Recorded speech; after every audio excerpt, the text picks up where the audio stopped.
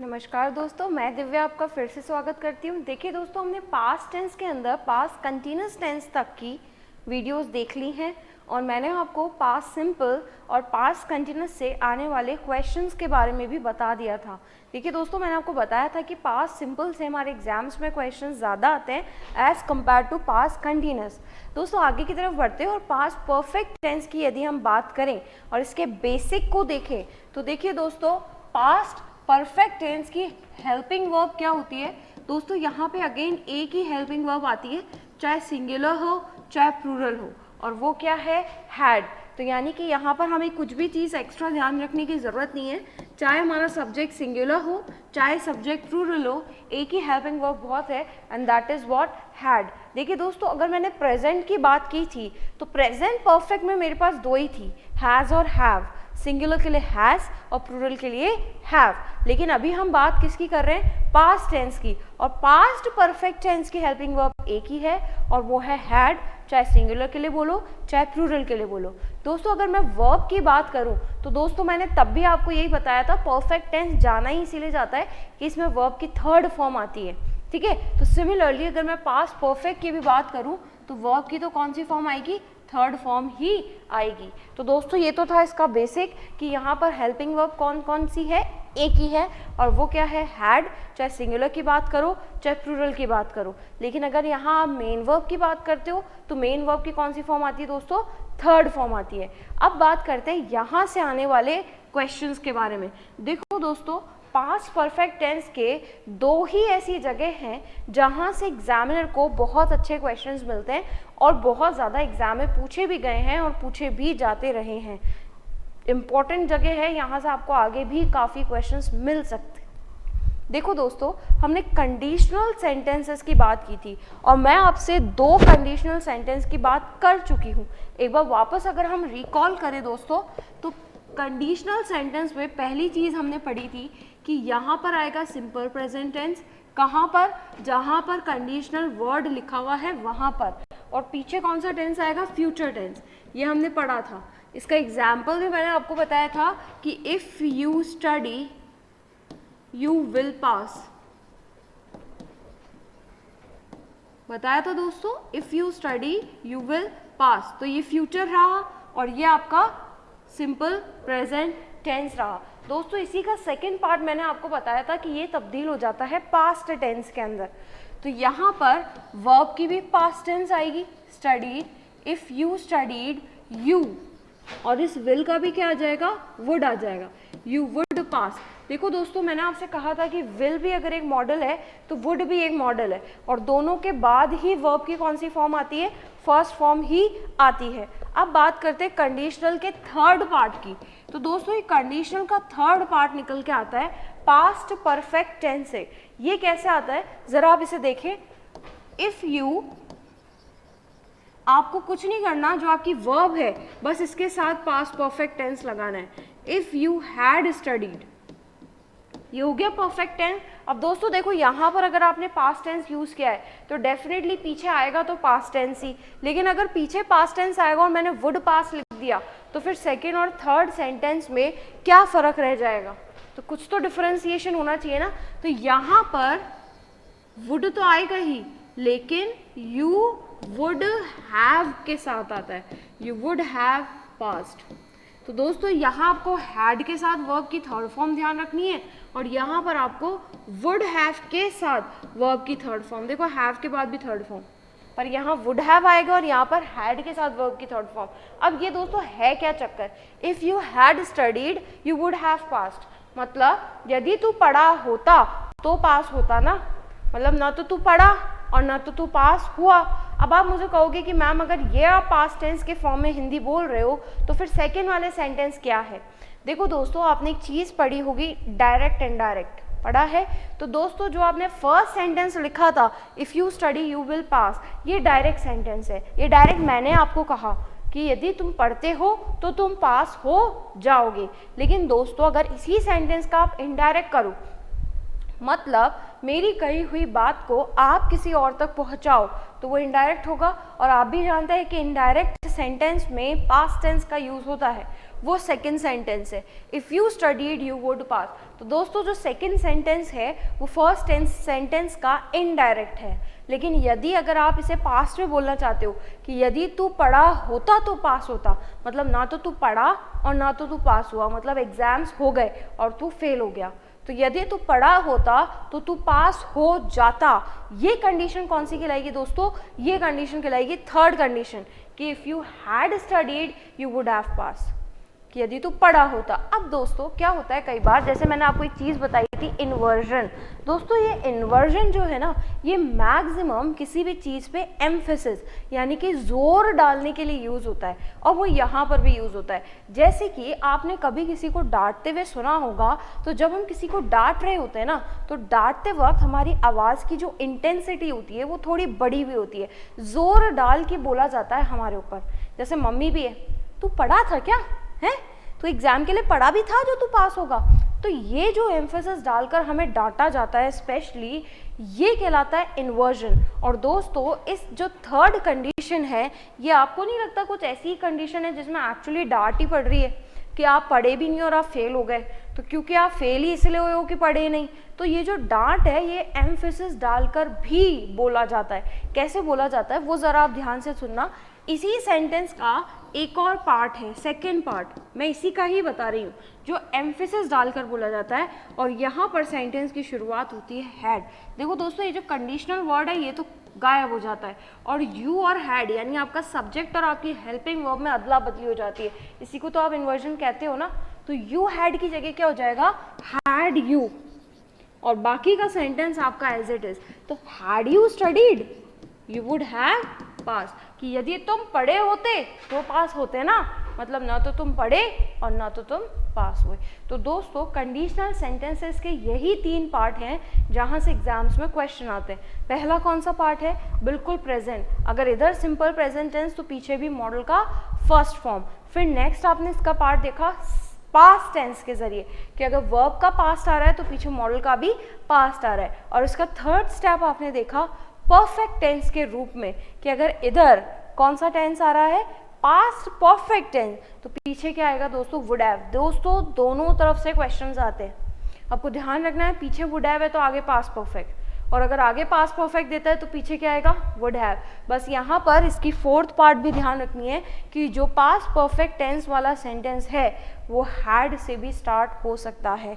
दोनों में फ़र्क क्या है, दोनों में कोई फ़र्क नहीं है, दोनों की हिंदी भी बराबर है, बस सिर्फ फ़र्क है एम्फेसिस का, कि आप चौथे सेंटेंसेस को, जो चौथा सेंटेंस है इसको ज़्यादा जोर डालकर कह रहे हो as compare to third sentence.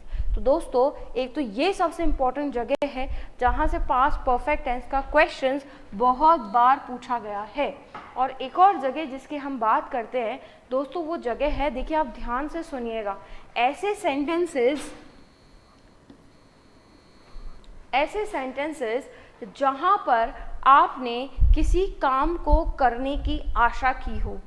ध्यान से सुनना, ऐसे सेंटेंसेस जहाँ पर आपने किसी काम के होने की आशा की हो और आपकी आशा पूरी ना हुई हो। अगर पूरी हो गई तब तो पास्ट ही आएगा ना, कि भाई मैंने पापा से ये मांगा था और पापा ने मुझे लाकर दे दिया था। मैंने क्या कहा कि आपने किसी चीज़ की आशा की हो और वो पूरी नहीं हुई हो, तो दोस्तों पास्ट परफेक्ट टेंस का यूज़ होता ही होता है। जैसे फॉर एग्जाम्पल अगर मैं एग्जाम्पल दूं कि I had hoped that you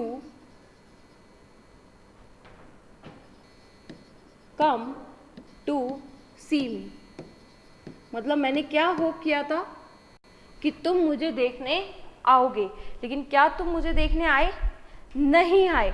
यानी मैंने आशा तो की थी देखने आने की, लेकिन क्योंकि मेरी आशा पूरी नहीं हुई, तो देखिए दोस्तों मैंने कौन सा टेंस यूज किया है, हैड होप्ड। नहीं तो चाहती तो आई होप्ड भी बोल सकती थी ना, कि मैंने आशा की थी पर मैं ऐसा क्यों बोल रही हूँ कि मैं आशा कर चुकी थी, मतलब मेरी आशा पूरी नहीं हुई। तो दोस्तों सेकंड चीज़ आप ध्यान रखिए, जहाँ पर पास्ट परफेक्ट टेंस मैंडेटरी है वो कौन सी जगह है कि आपने किसी चीज़ को सोचा हो या फिर किसी चीज़ की आशा लगाई हो और वो फुलफिल नहीं हुई हो, तो आप कौन सा टेंस यूज़ करते हैं, पास्ट परफेक्ट टेंस। देखिए दोस्तों, हालांकि आशा करने के लिए हम कुछ वर्ब्स इंग्लिश में यूज़ करते हैं जिसकी वजह से भी आप इस सेंटेंस को पकड़ पाओगे, वरना आपको कैसे पता चलेगा कि इस सेंटेंस में आशा हुई है या नहीं हुई है।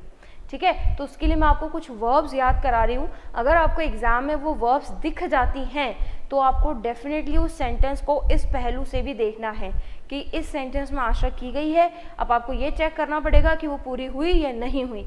हुई तब तो कोई बात नहीं, लेकिन अगर नहीं हुई तो फिर वहाँ डेफिनेटली उन वर्ब के साथ कौन सा टेंस आएगा, पास्ट परफेक्ट टेंस। तो चलिए दोस्तों हम उन वर्ब्स को याद करते हैं। देखो दोस्तों, उन वर्ब्स को याद करने के लिए आपको एक लाइन याद करनी है। देखो दोस्तों,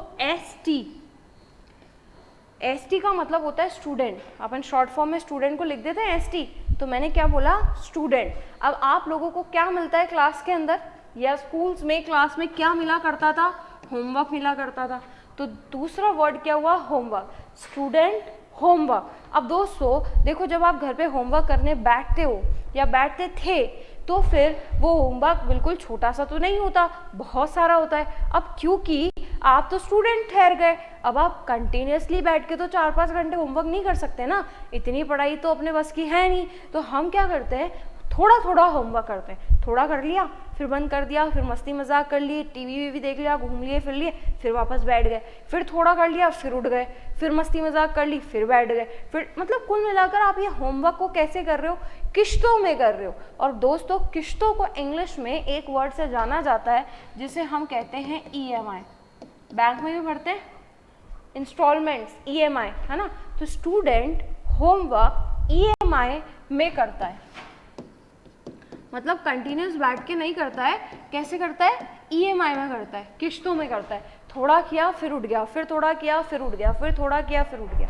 तो दोस्तों क्या लाइन है मेरी, स्टूडेंट होमवर्क EMI में करते हैं। वापस बोलें, स्टूडेंट होमवर्क EMI में करते हैं। अब यहाँ से हम अपनी वर्ब याद करेंगे। दोस्तों S का मतलब होता है सपोज। सपोज भी यही है कि आपने किसी से आशा की है। T का मतलब होता है थिंक, ये भी यही है कि मैं सोचता हूँ। दोस्तों H का मतलब है होप, W का मतलब है वांट, E का मतलब है दोस्तों एक्सपेक्ट, ये भी उम्मीद है। M का मतलब है दोस्तों मीन, और इस I का मतलब है इंटेंट। इंटेंट मतलब भी सोचना ही होता है दोस्तों। तो वापस एक बार मेरे साथ आप वर्ब बोलेंगे, पहले तो लाइन बोलेंगे। लाइन क्या है, स्टूडेंट होमवर्क EMI में करते हैं। S का मतलब दोस्तों सपोज, T का मतलब थिंक, H का मतलब होप, W का मतलब वांट, E का मतलब एक्सपेक्ट, M का मतलब मीन और I का मतलब इंटेंट। दोस्तों अगर किसी भी सेंटेंस में ये वर्ब आपको दिख जाती है, इनमें से कोई सी भी वर्ब, तो आपको सेंटेंस को एक पहलू से चेक करना पड़ेगा ही। वो पहलू क्या है कि आपको चेक करना पड़ेगा कि यहाँ पे जो भी उम्मीद लगाई गई थी वो पूरी हुई या नहीं हुई। अगर नहीं हुई तो फिर मैंडेटरी कौन सा टेंस हो जाएगा, पास्ट परफेक्ट टेंस। तो दोस्तों ये दो जगह हैं जहाँ से एग्जाम्स में क्वेश्चंस पास्ट परफेक्ट टेंस के पूछे जाते हैं। दोस्तों एक छोटी सी चीज़ मैं आपसे और कहना चाहूँगी। दोस्तों अगर मान लो मैं सेंटेंस लिखूँ आई केम यस्टरडे, और इसी सेंटेंस को मैं ये लिखूँ आई हैड कम यस्टरडे, और ऐसे सेंटेंसेस एग्जाम में आते हैं दोस्तों, तो आप इन दोनों सेंटेंसेस में से कौन सा सही मानोगे और कौन सा गलत। देखो दोस्तों अगर ये सेंटेंस विदाउट यस्टरडे होता ना, मतलब यस्टरडे के बिना, मतलब मैं सिर्फ इतना कहती आई केम या फिर इतना कहती आई हैड कम, तब तो दोनों ही सेंटेंसेस सही हैं। या तो आप आई केम बोलो या आई हैड कम बोलो, हालांकि दोनों के मतलब अलग अलग हैं पर टेंस तो सही है। लेकिन दोस्तों आपने एक वर्ड का यूज़ किया है यस्टरडे, और आप बहुत अच्छे से जानते हैं कि जो यस्टरडे वर्ड है इसका मतलब होता है बीता हुआ कल, यानी कि पास्ट का वर्ड है ये। ऐसे ही दोस्तों पास के बहुत सारे वर्ड हैं, जैसे लास्ट ईयर, पास्ट ईयर, जबकि आप सिंस और फॉर के बिना यूज़ करते हो। तो दोस्तों आप ध्यान रखें कि जब भी आप सेंटेंस में कोई पास्ट टाइम एडवर्ब का यूज़ करते हो, ध्यान से सुने, जब भी आप सेंटेंस में पास्ट टाइम एडवर्ब का यूज़ करते हो तो दोस्तों ग्रामर में पास्ट टेंस को सही माना जाता है as compare to perfect tense. ये मैं आपको तब के लिए बता रही हूँ जब आपको एग्जाम में दोनों ही ऑप्शन दिए हुए हों और आपको दोनों में से कोई एक चुनना हो। मतलब यस्टरडे लिखा हुआ था और आपके पास ऑप्शन में केम भी था और हैड कम भी था। अब आपको दोनों में से कोई एक चुनना है। आप जानते हैं सेंटेंस है तो पास्ट का ही, आएगी तो पास्ट की वर्ब। अब सही तो दोनों हो सकते थे, केम भी सही और हैड कम भी सही, लेकिन क्या ध्यान रखना है आपको कि क्या इसमें पास्ट टाइम एडवर्ब यूज़ हुआ है? हाँ बिल्कुल हुआ है, यस्टरडे। तो यदि पास्ट टाइम एडवर्ब यूज़ किया गया है तो फिर आप कौन सा टेंस यूज़ करोगे दोस्तों? तो फिर आप पास्ट टेंस का ही यूज़ करोगे। वहाँ पर पास्ट परफेक्ट टेंस को थोड़ा सा सही नहीं माना जाता है। अब बात करते हैं दोस्तों पास्ट परफेक्ट कंटीन्यूअस टेंस की। हालांकि दोस्तों मैं आपको पहले भी बता चुकी हूँ कि परफेक्ट में और परफेक्ट कंटीन्यूअस में कोई अंतर नहीं है, और मैंने आपको ये भी बताया था कि अगर ऑप्शन में दोनों ही तरफ से ऑप्शंस अवेलेबल हों तो आपने प्रायोरिटी किसको देनी है? परफेक्ट कंटीन्यूअस को देनी है। तो सिमिलरली दोस्तों यहाँ पर भी यही चीज़ है कि पास्ट परफेक्ट और पास्ट परफेक्ट कंटीन्यूअस में से कोई अंतर नहीं है, सिवाय इसके कि अगर दोनों ही ऑप्शन में अवेलेबल हो तो आपको प्रायोरिटी पास्ट परफेक्ट कंटीन्यूअस को ही देनी पड़ेगी। उसकी हेल्पिंग वर्ब की बात करें दोस्तों तो हैड बीन आएगा, बहुत अच्छे से आप लोगों को पता है। हैड बीन के बाद वर्ब की बात करूं तो वर्ब की फर्स्ट फॉर्म में आईएनजी फॉर्म आता है, बहुत ईजी है। इसीलिए दोस्तों पास्ट परफेक्ट कंटीन्यूअस टेंस में ऐसा कुछ भी नहीं है जो पढ़ाने जैसा हो। तो पास्ट परफेक्ट और पास्ट परफेक्ट कंटीन्यूअस में देयर इज नो डिफरेंस, सिवाय इसके कि प्रायोरिटी किसको जाएगी? पास्ट परफेक्ट कंटीन्यूअस को। तो दोस्तों ये कुछ परफेक्ट टेंस से आने वाले क्वेश्चंस के बारे में हमने चर्चा की और इन्हीं के बेसिक्स को हमने देखा। एक लास्ट टेंस और बचता है दोस्तों और वो है फ्यूचर टेंस। हालांकि दोस्तों फ्यूचर टेंस से एग्जाम में बहुत ही कम क्वेश्चंस आते हैं, पर फिर भी हम थोड़ा सा इसका बेसिक देख ही लेते हैं। देखो दोस्तों अगर मैं फ्यूचर सिंपल की बात करूं तो यहाँ से भी एग्जाम्स के जैसा ऐसा कोई मैंडेटरी पॉइंट तो नहीं है जहाँ से क्वेश्चन बनता है। बस सिर्फ ठीक है अगर आपको फ्यूचर के लिए बोलना है कि भाई मैं कल जाऊँगी तो आई विल गो टुमारो, आप बोलोगे ही। तो बेसिक की बात ज़रूर कर लेते हैं कि यहाँ पर जो हेल्पिंग वर्ब आती है वो कोई सा भी मॉडल हो सकता है, विल, शैल, मे, कुछ भी यूज़ कर सकते हो आप। वर्ब आपको पता ही है मॉडल के बाद वर्ब की फर्स्ट फॉर्म आती है और ऑब्जेक्ट तो आना ही है। तो दोस्तों ये था आपका फ्यूचर सिंपल का बेसिक। हालांकि यहाँ से ऐसा कोई मैंडेटरी रूल नहीं है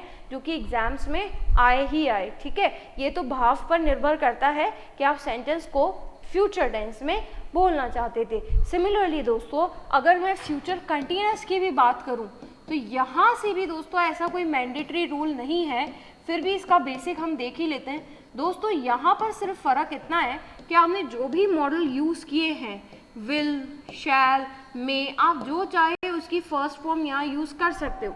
बस सिर्फ इसके बाद आएगा बी, और क्योंकि ये कंटीन्यूअस है तो वर्ब की फर्स्ट फॉर्म के बाद आईएनजी तो मैंडेटरी है। तो मेन वर्ब में तो आईएनजी फॉर्म आएगी और हेल्पिंग वर्ब क्या आएगी? Will be, shall be, may be, can be. Is it clear? तो फ्यूचर सिंपल में और फ्यूचर कंटीन्यूअस में ऐसा कोई नियम नहीं है या ऐसा कोई मैंडेटरी रूल नहीं है, बस सिर्फ इसके कि आप अपने भाव कौन से टेंस में बोलना चाहते हो। अगर वो परमानेंट रहे, अगर वो फ्यूचर में लंबे है तो आप फ्यूचर सिंपल का यूज़ करो, अगर वो टेम्पररी है तो फ्यूचर कंटीन्यूअस का यूज़ करो, आपके भावों पे निर्भर करता है। बस आपको हेल्पिंग वर्ब और वर्ब का ध्यान ज़रूर से रखना है। यहाँ क्या आएगा? मॉडल की फर्स्ट फॉर्म और उसके साथ वर्ब की फर्स्ट फॉर्म, और यहाँ क्या आएगा दोस्तों? यहाँ आएगा मॉडल की फर्स्ट फॉर्म के साथ बी और वर्ब में आईएनजी। अब बात करते हैं दोस्तों फ्यूचर परफेक्ट टेंस की। हालांकि दोस्तों यहाँ पर आपको कुछ चीज़ों को थोड़ा सा ध्यान में रखना पड़ेगा। अगर मैं फ्यूचर परफेक्ट टेंस के भी बेसिक की बात करूं तो दोस्तों बेसिक तो यही है कि आपको विल, शैल यानी जो भी मॉडल यूज़ करना है आप करो दोस्तों। क्योंकि ये परफेक्ट टेंस है तो यहाँ पर इनके साथ हैव आता है, जैसे will have, shall have, may have, can have. तो आप हैव का यूज़ यहाँ ज़रूर करेंगे। और दोस्तों जाहिर सी बात है, हैव के बाद अगर मेन वर्ब बोलोगे तो कौन सी फॉर्म बोलोगे, थर्ड फॉर्म ही मैंडेटरी है। दोस्तों कहीं पर भी ग्रामर में यदि आप परफेक्ट टेंस का यूज़ करते हैं, यानी इनकी हेल्पिंग वर्ब का यूज़ करते हैं, यानी कि हैज़, हैव और हैड का यूज़ करते हैं, तो इसके बाद वर्ब की थर्ड फॉर्म लगाना मैंडेटरी हो जाता है। ये बात समझ आई दोस्तों? तो ये तो बात थी इसके बेसिक की। दोस्तों यहाँ पर एक छोटी सी चीज़ आपको ध्यान रखनी है कि जब मैंने आपको प्रेजेंट परफेक्ट टेंस बताया था, तब आपसे ये कहा था कि प्रेजेंट परफेक्ट टेंस की पहचान होती है सिंस और फॉर। बताया था कि सिंस यूज़ होता है पॉइंट ऑफ टाइम के लिए और फॉर यूज़ होता है पीरियड ऑफ टाइम के लिए। ये सिंस और फॉर यदि मेरे सेंटेंस में है तो मुझे परफेक्ट टेंस को यूज़ करना मैंडेटरी हो जाता है। लेकिन दोस्तों फ्यूचर परफेक्ट टेंस के अंदर सिंस और फॉर के अलावा भी टाइम ऑफ एडवर्ब का यूज़ होता है। जैसे दोस्तों आप हिंदी में भी कई बार बोलते हो, यदि आपको कोई काम दे के गया और मान लो उस समय आप बिजी हो, तो आप क्या बोलते हो, यार मैं परसों तक करके दे दूंगा, मंडे तक करके दे दूंगा, अगले संडे तक दे दूंगा। तो ये मंडे तक, संडे तक, परसों तक, तो ये जो तक आप बोलते हो ना, इसका मतलब है कि काम करके दे भी सकता हूँ और नहीं भी। दोस्तों जिन भी सेंटेंसेस में संशय होता है ना, संशय मतलब कि काम होने के चांसेस 50-50 होते हैं, प्रोबेबिलिटी जहाँ पर आ जाती है, संभावना जहाँ पर आ जाती है काम की, वहीं पर हम फ्यूचर टेंस का इस्तेमाल करते हैं। वरना अगर वो चीज़ परमानेंट है, डेफिनेट है, फिक्स है, होगी, तो फिर हम तो सिंपल प्रेजेंट टेंस का यूज़ करते ना, हम पढ़ कर आए हैं। लेकिन जितनी भी वाक्य संशय पर आधारित होते हैं, जहाँ संभावना की बात की जाती है, वहाँ पर हम फ्यूचर टेंस का इस्तेमाल करते हैं। तो दोस्तों मैं मंडे तक करके दे दूंगा का मतलब है कि मंडे तक हो गया तो दे दूंगा, मंडे से पहले भी दे दूंगा, और इसके अंदर मंडे भी इंक्लूड है। मंडे तक में मतलब आज जैसे दोस्तों मान लो मैं एक हफ्ता काउंट करूं, तो आज से सही एक हफ्ता, उसमें वो दिन भी काउंट होगा जहां तक की बात की जा रही है। मान लो संडे तक की, तो संडे भी इंक्लूड है, और संडे से पहले का टाइम तो है ही। तो यहाँ पर दोस्तों तक के लिए यूज होता है बाय या फिर टिल। आप बोलते हो ना till Monday, till Tuesday, by Monday, by Tuesday, तो दोस्तों यहाँ पर टाइम ऑफ एडवर्ब के रूप में बाय और टिल भी आता है। बस सिर्फ बात इतनी है कि इस बाय और टिल के बाद आप जो भी बोल रहे हो वो दिन भी इसमें इंक्लूड है।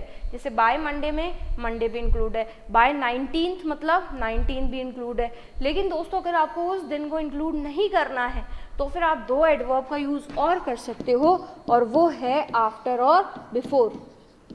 वही मैं मंडे के बाद दे दूंगा आफ्टर मंडे, या मैं मंडे से पहले दे दूंगा बिफोर मंडे। तो दोस्तों यहाँ पर आपको क्या चीज़ ध्यान रखनी है कि परफेक्ट टेंस में सिंस और फॉर तो मैंडेटरी था ही, लेकिन जब इसी परफेक्ट टेंस को मैं फ्यूचर के लिए यूज़ करती हूँ तो यहाँ पर 4 एडवर्ब्स और आते हैं, बाय, एक टिल और एक आफ्टर और बिफोर। हाँ ये बात अलग है दोस्तों कि जब मैंने आपको सिंस और फॉर पढ़ाया था ना, तो मैंने आपसे ये कहा था कि सिंस और फॉर सेंटेंस के एंड में हम ज़्यादातर यूज़ करते हैं। ठीक है, कि I have lived in this house since 2000 या I have lived in this house for 20 years. लेकिन दोस्तों जब हम बाय, टिल, आफ्टर, बिफोर का यूज़ करते हैं ना, तो हम इसे सेंटेंस के पहले भी यूज़ कर सकते हैं। By Monday I will do your work, या I will do your work by Monday. आपकी इच्छा है, आप चाहो तो बाय मंडे को पहले इस्तेमाल करो और आप चाहो तो बाय मंडे को पीछे इस्तेमाल करो, कि by Monday I will do your work या I will do your work by Monday. बस पहचान किससे हो रही है, बाय मंडे से। इज इट क्लियर और नॉट? तो दोस्तों फ्यूचर परफेक्ट टेंस में यही हमारे लिए सीखने लायक था।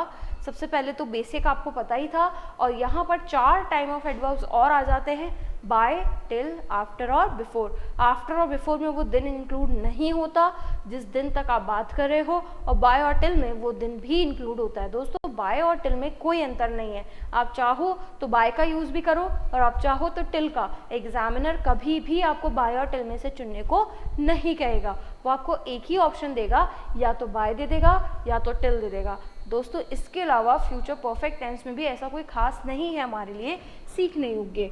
लास्ट हम बात करते हैं फ्यूचर कंटीन्यूअस टेंस की। दोस्तों फ्यूचर कंटीन्यूअस टेंस में जैसे कि फ्यूचर परफेक्ट कंटीन्यूअस टेंस, दोस्तों हर जगह अपन ने परफेक्ट और परफेक्ट कंटीन्यूअस में ऐसा कोई खास नियम नहीं बताया है। आपको यही मैंने बताया कि दोनों ही टेंस सिमिलर हैं, सिवाय इसके कि प्रायोरिटी हमेशा हमने परफेक्ट कंटिन्यूस को दी है। यहाँ पर भी वही होगा दोस्तों कि हम फ्यूचर परफेक्ट और फ्यूचर परफेक्ट कंटिन्यूस में से प्रायोरिटी तो फ्यूचर परफेक्ट कंटिन्यूस को ही देंगे। बस दोस्तों अगर इसके बेसिक की बात करें तो बेसिक मुझे खास कोई सिखाने जैसा है नहीं। यहाँ पर दोस्तों हेल्पिंग वर्ब जो आपने पिछले टेंस में विल हैव, शैल हैव लगाया था, बस इस विल हैव और शैल हैव के बाद आपको बीन लगा देना है और मेन वर्ब के साथ आईएनजी फॉर्म। तो आप क्या बोलोगे? I will have been going to market, I shall have been going to market. तो दोस्तों यहाँ पर ये तो इसके रही बेसिक की बात कि हेल्पिंग वर्ब क्या आती है, विल हैव, शैल हैव, यानी मॉडल के बाद हैव के बाद बीन और उसके बाद वर्ब के अंदर आईएनजी फॉर्म। दोस्तों यहाँ पर एक पॉइंट है जो आपको थोड़ा सा ध्यान रखने योग्य है और very very very very important है, मैं नोट लगाकर लिख रही हूँ। इस पॉइंट के अलावा ऐसा कुछ खास नहीं है दोस्तों। यहाँ पर भी अगर मैं टाइम ऑफ एडवर्ब की बात करूँ तो फिर वापस सेंस ऑफ फॉर तो है ही, उसके अलावा बाय, टिल, आफ्टर और बिफोर का यूज़ यहाँ पर भी कर सकते हो। वो तो जब आप परफेक्ट में कर सकते थे तो परफेक्ट कंटिन्यूस में भी कर सकते हो। दोस्तों अब बात करते हैं यहाँ पर एक पॉइंट की। देखो दोस्तों जब मैंने आपको प्रेजेंट परफेक्ट टेंस बताया था तब आपसे ये कहा था कि सिंस और फॉर की जगह कभी भी फ्रॉम नहीं लेता, बताया था। और खास कर आपको फ्रॉम के लिए एक ईडियम याद कराई थी, फ्रॉम टाइम इमेमोरियल, यानी जन्म जन्मांतर से, मुझे नहीं पता मैं यहाँ कब से रह रहा हूँ, तो एक ईडियम हमने याद की थी फ्रॉम टाइम इमेमोरियल। और मैंने आपको कहा था कि इस ईडियम के अलावा कहीं पर भी आप सिंस और फॉर की जगह फ्रॉम का इस्तेमाल नहीं कर सकते। दोस्तों ये इकलौता ऐसा रूल है जहाँ पर मतलब पूरे के पूरे 12 टेंस में ये इकलौता ऐसा टेंस है जहाँ पर फ्रॉम का यूज़ किया जाता है, यानी कि यहाँ पर आप फ्रॉम का यूज़ कर सकते हो। क्या बोला मैंने? ये इकलौता ऐसा नियम है जहाँ पर फ्रॉम का यूज़ अलाउड है। देखो दोस्तों टिल अलाउड है आपको, बाय अलाउड है आपको, आफ्टर अलाउड है आपको, बिफोर अलाउड है आपको और डेफिनेटली सिंस और फॉर तो है ही। लेकिन यहाँ पर दोस्तों इकलौते टेंस में आपको फ्रॉम भी अलाउड है। बस इतना ध्यान रखना है दोस्तों कि जो फ्रॉम है ना ये आप फॉर की जगह नहीं बोल सकते, सिर्फ और सिर्फ सिंस की जगह। मैंने फिर वापस रिपीट कर रही हूँ, 12 के 12 टेंस में से ये इकलौता टेंस है दोस्तों जहाँ पर आप फ्रॉम का इस्तेमाल कर सकते हो। लेकिन इस फ्रॉम का यूज़ भी कहाँ होगा? सिंस की जगह होगा, फॉर की जगह नहीं होगा। जैसा कि मैं आपको एक एग्जाम्पल से बताऊं, I will have been doing homework since morning. देखो दोस्तों मैंने यहाँ पर क्या बोला है, कैसे पता चला फ्यूचर परफेक्ट कंटिन्यूअस है? विल हैव के साथ क्या गया? बीन और वर्ब में आईएनजी। तो यहाँ से पता चल गया कि ये फ्यूचर परफेक्ट कंटिन्यूअस है। तो I will have been doing homework since morning, मतलब सुबह से करता आ रहा होऊंगा। तो दोस्तों यहाँ पर सिंस के बाद मैंने मॉर्निंग बोला है और मैंने आपसे क्या कहा है कि आप सिंस की जगह किसका इस्तेमाल भी कर सकते हो? फॉर, फ्रॉम का। यानी यहाँ आप फ्रॉम मॉर्निंग बोलोगे तो भी सही और सिंस मॉर्निंग बोलोगे तो भी सही। लेकिन अगर इसी सेंटेंस को आपने ये बोला होता, I will have been doing homework for 4 hours, तो दोस्तों यहाँ पर आप फ्रॉम 4 आवर्स नहीं बोल सकते थे। फॉर तो अलाउड है पर फ्रॉम अलाउड नहीं है। तो दोस्तों ये एक मैंडेटरी पॉइंट था, कहाँ से? फ्यूचर परफेक्ट कंटिन्यूअस टेंस से, जिसे आप पे विशेष तौर पर ध्यान रखना था।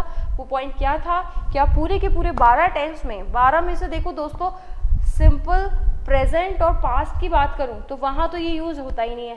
परफेक्ट की जगह सिंस और फ्रॉम आता है और वो परफेक्ट में भी आता है और परफेक्ट कंटिन्यूअस में भी आता है। तो वहाँ से भी आप प्रेजेंट और पास्ट के तो हटा दो, बचा क्या? फ्यूचर।